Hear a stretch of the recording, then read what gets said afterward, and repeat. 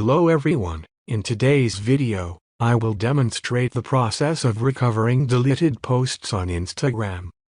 If you have inadvertently deleted a post from your Instagram account and wish to restore it, please follow these steps. Open the Instagram application on your device. Click on your profile menu in the bottom right corner of the screen. In your profile, click on the three horizontal lines in the top right corner. Select Settings from the menu. Click on Activity. Under Activity, select Recently Deleted.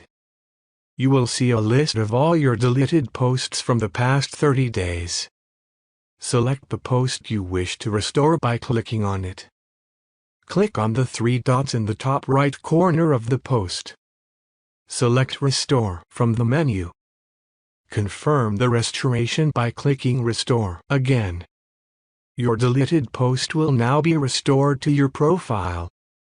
If you found this video helpful, please give it a like and subscribe to our channel for more informative content.